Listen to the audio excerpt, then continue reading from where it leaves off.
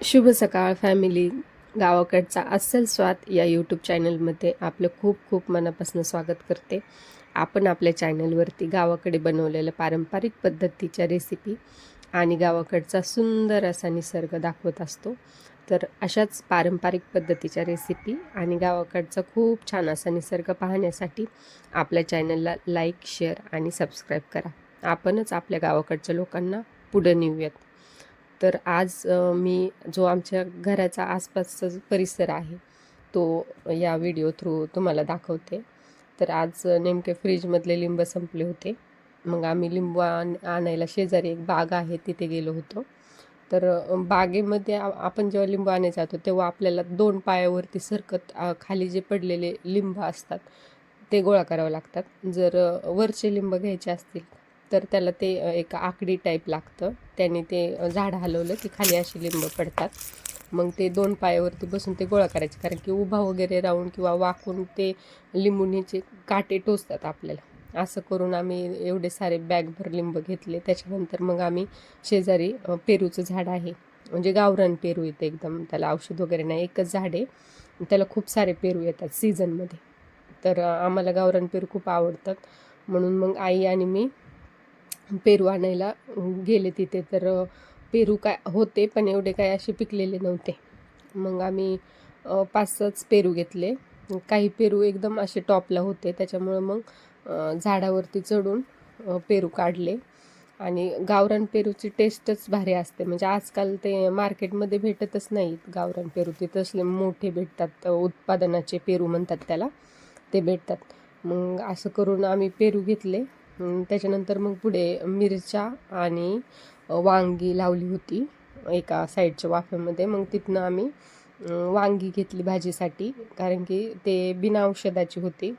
म्हणजे आमच्याच जे शेजारी भाऊकी आहे तर त्यांच्या शेतातनं आम्ही घेतलं होतं. कारण की आमच्या शेतात जर असेल तर ते आमच्या शेतातनं नेतात आणि त्यांच्या शेतात काय असेल तर आम्ही नेतो त्यांच्या शेतातनं. म्हणजे असं गावाकडे चालतं. आणि म्हणजे कधी कधी मी स्वतःला खूप असं नशिबान समजते की मला एवढं निसर्गाच्या सानिध्यातलं एवढं फ्रेश असं तोडलेला भाजीपाला, फळं खाण्याचा चान्स भेटतो. त्याच्याबद्दल खरंच मी खूप आभारी आहे ह्या युनिवर्सचे आणि देवाची. तर हे असे फ्रेश वांगी जे आहेत ते काही किडलेली होती, मग ते किडलेली तोडून आम्ही खाली टाकली. आणि फ्रेश वांगी, पेरू, काही पेरू पोपट्यांनी पाखरांनी खाल्ले होते, ते खाली पडले होते, ते पण घेतले. आणि फ्रेश लिंबू घेऊन मग आम्ही घरी आलो. आणि त्याच्यानंतर मग जी आमची मनीमेव आहे ती आमची वाट पाहत होती की कधी येणार. आणि तिला, म्हणजे आमची जी मनीमेव आहे तिला 2 आत्ताच पिल्लं झाले आहेत. म्हणजे ते पिल्लं असतील महिन्याची. खूप क्यूट पिल्लं आहे. एक मांजर आहे त्याच्यामधली आणि एक बोका आहे. तर म्हणजे आमच्या घरात सगळ्यांनाच मांजरी खूप आवडतात. आम्ही ही जी मोठी मांजर आहे तेच रेग्युलरली ठेवत असतो घरामध्ये. आणि नंतर हे जे छोटे पिल्ले आहेत हे जेव्हा बाहेर शिकार करायला वगैरे लागतील, म्हणजे नाही का सक्षम होतील, तेव्हाच मग आम्ही त्यांना बाहेर ठेवतो. तोपर्यंत ते घरातच असतात. मग मी त्यांना चपाती आणि दूध असं चुरून त्यांना घालते, कारण की फक्त दूध ठेवलं तर त्यांचं पोट भरत नाही. मग चपातीमध्ये कार्ब्स असल्यामुळे पोट भरतं.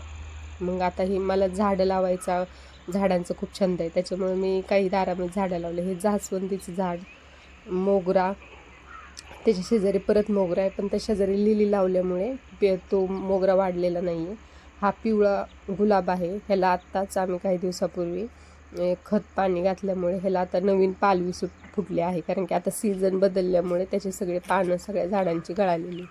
ही कुंडीमध्ये कडीपत्ता लावला आहे थोडा मोठा होतोपर्यंत, नंतर जमिनीत लावणार. आणि हे जे पॉट आहे ह्याच्यामध्ये चिनी गुलाब, हे स्नेक प्लांट आहे. आणि त्याच्या शेजारी हा ओवा जो असतो, ओव्याची पानं, आपण ओवा खातो त्याची ती पानं आहेत. मग ओव्याच्या ऐवजी आम्ही त्याच्यामध्ये भाजीमध्ये ही ओव्याची पाणी किंवा भजी वगैरे करायची असेल तर ते टाकतो. त्याच्यानंतर लाल गुलाब, ही लिली आहे, हा चक्कू आहे. आणि त्याच्या शेजारी पारिजातक, म्हणजे जो सीझन आहे आता ज्या फुलाचा, पारिजातक, ज्यात छोटे असतात, खाली सडा पडतात, नारंगी दांडी असते त्याला आणि पांढऱ्या पाकळ्या असतात. हे मला खूप आवडतं त्या फुलाचं वास, ते झाड लावलेलं आहे. त्याच्यानंतर हे म्हणजे दारामध्ये 2 ह्याचे झाड आहेत, आंब्याचे झाडं आहेत. ते आपले नाही आहेत, शेजारच्यांचे आहेत.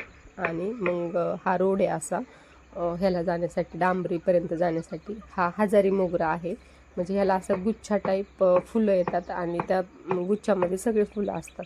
आणि हे आपल्या आंब्याचं झाड. इथे बाबांनी औषधाचे कॅरेट वगैरे ठेवलेलं आहे. त्याच्या शेजारी गुलाब, म्हणजे असा व्हाईट आणि गुलाबी असं प्रकारचा गुलाब येतो ह्याला. हा व्हाईटवाला गुलाब, ह्याचे एकदम असे हे पाला पडलेला आहे त्याच्यामुळे ते सीझन बदलल्यामुळे. पेरू आहे, ह्याला एक पेरू पण आलेला आहे. आणि त्याच्यानंतर शेजारी ते ख्रिसमस ट्री म्हणतो आपण किंवा ते आहे. आणि त्या शेजारी पपई, म्हणजे पपईचं एका ठिकाणी बी टाकलं होतं आम्ही, ते बी खूप रोपं आले, त्याच्यामुळे आम्ही सगळीकडे पपई अशी पसरून लावली होती वाफ्याला आणि हा गवती चहा आहे. आम्हाला चहामध्ये गवती चहा लागतोच, त्याच्यामुळे आम्ही खूप सारा गवती चहा लावला आहे. आणि त्याच्या शेजारी जी गटर आहे ती, म्हणजे आमचं जुन्या भांड्याचं जे पाणी आहे ते त्याच्यातनं पाठीमागं जातं. ही एक पपई.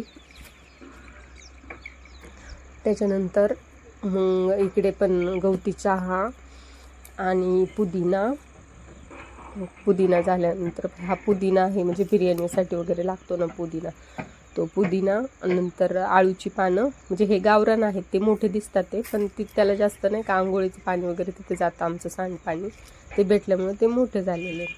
नंतर ही आमचं केळीचं झाड आहे, त्याला आत्ताच पहिल्यांदाच केळी लागली आहे. तर ते म्हणतात की वरचे जे काय एक 4-5 केळं पिकले तर समजायचं मग गड हा तोडायला आला. मग वरची केळी पिकल्यानंतर आम्ही तो गड तोडणार. त्याच्या शेजारी पपई, त्याला पण पपई आलेली आहे. आणि आम्ही फुलशेती पण करतो, म्हणजे फुलाची शेती. तर हा असा सुंदर असा सनसेट होत आहे. फुलाच्या शेतीमध्ये आम्ही झेंडू, शेवंती ह्या प्रकारची शेती करतो, म्हणजे एकदम 2-3 वाफे लावतात आणि फिक्स असा रतीब असतो फुलावाल्यांकडे. मग रोज त्यांना एक 7 ते 10 किलोच्या दरम्यान फुलं देतो. इथं आम्ही चुलीसाठी ओटा केला आहे आपल्या रेसिपी बनवण्यासाठी चुलीवरती. आणि नंतर हे आमची वसरीच्या बाहेर हे 2 शोचे झाडं लावली आहेत, पण त्यांना काही एवढी अशी ग्रोथ भेटली नाही अजून. 1-2 वर्षापूर्वी लावलेली आहे. मे बी ते कॉलम वगैरे असतील खाली, त्याच्यामुळे इथे आम्ही हे धुणं भांड्यासाठी आहे हा स्पेस. नंतर आता मी तुम्हाला आमचं कुक्कुटपालन दाखवते. हा डोर केला आहे त्यांनी, हे सगळं कुक्कुटपालन आहे, म्हणजे ही जाळी वगैरे किंवा हे डोर त्यांनी घरी केले, सगळे एकट्याने केलेले आहे, म्हणजे खूप मेहनती आहेत ते. त्याच्याबद्दल खरंच मी खूप नशिबान समजते स्वतःला की मला एवढं मेहनती, एवढं कष्टाळू, एवढं माझ्यावर प्रेम करणारा नवरा भेटला त्याच्याबद्दल. आणि त्याच्यानंतर आता म्हणजे आमचं काही कावेरी कोंबड्या आहेत आणि काही गावरान कोंबड्या, ज्या अशा मोठ्या दिसतात ते गावरान कोंबड्या आहेत, त्यांची छोटी पिल्लं आहेत ते कावेरी कोंबड्या आहेत. तर मग ही जाळी आहे, म्हणजे ह्या जाळीमध्ये आम्ही जेव्हा कोंबड्या बसवतात अंड्यावरती, अंडे घोळण्यासाठी, तेव्हा मग आम्ही ह्या जाळीमध्ये बसवतो. आणि कोंबड्यांना अंडी घालायची असेल तर ते कॅरेटमध्ये घालतात. हे त्यांनी बदकांना पोहण्यासाठी केलेलं आहे, बदकांवर त्यांचा खूप जीव आहे. त्याच्यानंतर ही समोर जी टाकी दिसते पाण्याची वगैरे, तर ते पूर्ण आमच्या जी श्रीगोंदा जे गाव आहे त्या पूर्ण गावाला तिथनं पाणी सप्लाय होतं फिल्टर होऊन. म्हणजे जे आपण सिटीमध्ये मनपाचं पाणी वगैरे म्हणतो ते जे फिल्टर प्लॅन्ट आहे, तर त्या टाईप हे फिल्टर प्लॅन्ट आहे. हे छोटी पिल्लं आहेत, हे 1.5 महिन्याचे झाले आहेत पिल्लं. आणि त्यांना म्हणजे रात्रीचं बसण्यासाठी वगैरे असं त्यांनी आतमध्ये अजून एक जाळी आणि त्याला ग्रीन कापड लावलेलं आहे. हे पहा आमचे बदकं, म्हणजे 2-3 दिवसापूर्वी व्हिडिओ टाकला होता, त्याच्यामध्ये 3 बदकं आहेत आणि आता 2च आहेत, कारण की एक बदक आमचं काल गेलेलं आहे, माहीत नाही त्याला काय झालं होतं, पण त्यांनी अचानक म्हणजे त्यांनी जीव सोडला.